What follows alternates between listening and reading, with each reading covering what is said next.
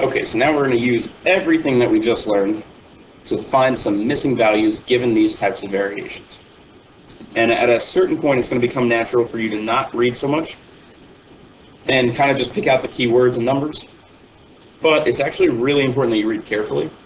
The order that they tell us things in is actually pretty important, especially when they talk about something varying directly or varying inversely with something else. That order is actually telling us the x and the y. So it's possible for you to get a different equation and still correctly describe the relationship, but the way they say things, the gallons of water, just using that first example, the gallons of water G used to take a shower varies directly with the number of minutes M in the shower. And that's a really simple relationship. As you spend more time in the shower, as you spend more minutes in the shower, the gallons increases. So we've talked about independent and dependent variables before. That's definitely another way that you could see this, but that sentence describes exactly what you need. When I say y varies directly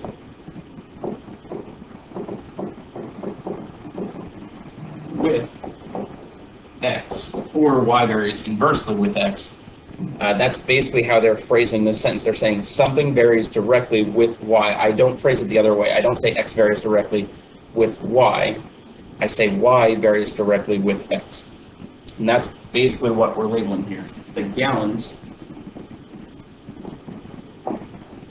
is our y, and the minutes is our x. So, in that next sentence, it's saying a 6.5 minute shower uses 39 gallons of water.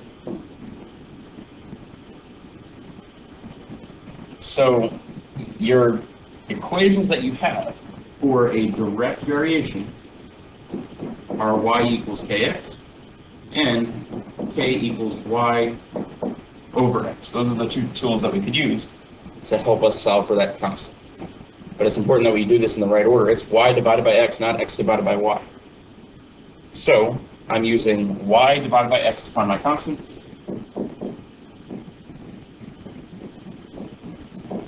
Or 39 divided by 6.5. So this tells me my constant of 6. Now I'm going to use that constant to find out how long it would take to use 60 gallons of water. So in this scenario where I have my gallons as y and my minutes as x, I'm given a new y value. I'm told that, first off, my constant is 6, and my y value is 60. I want to find x. I'm using that equation to solve for x. And it should be kind of clear that x is going to be 10.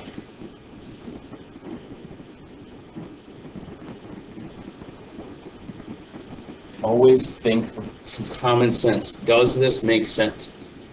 6.5 minutes uses 39 gallons. Now I want to use 60 gallons. I want to use more water. It's going to take more time. If you set up one of these equations wrong, you're probably going to get that it's less time. It should be more time than the 6.5 minutes. So number 2 is saying the length of a violin string varies inversely. So actually, I'm going to start labeling that right away. The length varies inversely as the frequency of vibrations. So as the length of a string, a violin or any instrument string grows, its frequency will actually shrink. This is true about all waves. The longer the wavelength, as long as everything else remains constant, the frequency will shrink. So, a 12-inch string vibrates with a frequency of 412 cycles per second. So our x, or the frequency, is 412, and our y is 12. And we know that these vary inversely. So to find my constant, I'm going to multiply x times y, or do 12 times 412, and find that my constant is 4,944. And what is the frequency of relation? What is the frequency of a 8-inch string? So I know my constant already. I know that this is going to be 4,944. And now I'm told a x value. Actually, sorry, no, I'm told a y value, really. I'm told the length of the string. I'm told that y is 8. So it's really just one step to figure out what is that frequency, which is 4,944 divided by 8, which is 618. And that's cycles per second. Which basically says that if I shorten the string, it's going to bounce back and forth quicker than if I make a longer string.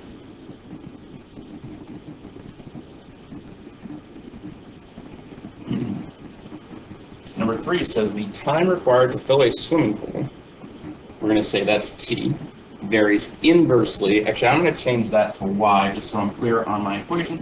That's y, varies inversely with the rate of water flow. Basically, the more water I'm pumping out, less time it takes. As one goes up, the other goes down. We actually don't even really need to be told that it's inversely varying there. We should understand that one of those goes up as the other one goes down. We're going to suppose that it takes 96 minutes to fill the pool when the flow rate is 18 gallons per minute. So y is our time, and here it's 96. X is our flow rate.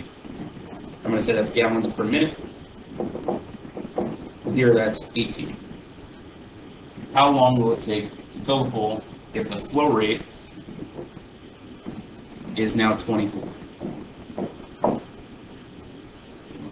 They vary inversely. That tells me that I can use this equation, y times x, to find my constant, or 96 times 18,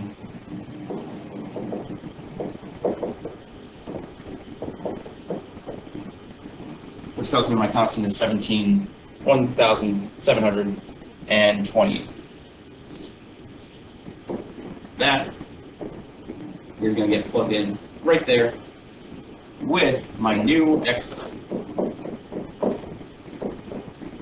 which means to solve for y, I'm really just doing 1,728 divided by 24, and that tells me that it would take 72 minutes with that new flow rate. If I increase the flow rate, I increase how many gallons are coming out each minute, it's going to decrease the time. Again, just think with some common sense here. Make sure that makes sense. It shouldn't take a longer amount of time if you're pumping out more water. All right, last one. The number of water bottles used during a team's football practice varies directly with the temperature. As it gets hotter, you drink more water. That's really all that's saying. That's a complex way of saying that the water bottles used goes up with the temperature.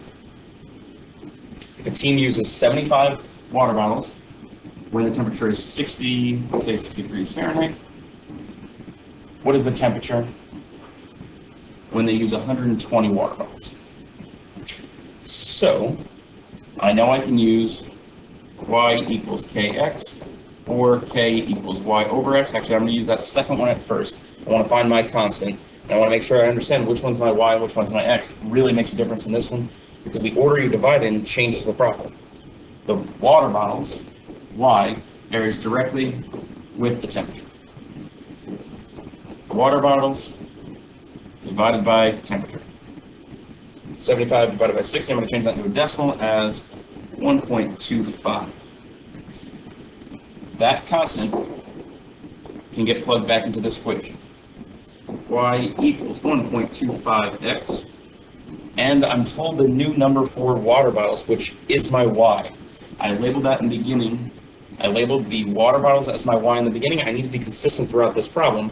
This can get plugged in here. 120 equals 1.25 times x. So I'm really just going to divide there. And that finds that I am going to use 96, sorry, it is 96 degrees. I've switched that up. It's 96 degrees Fahrenheit if I use 120 water bottles.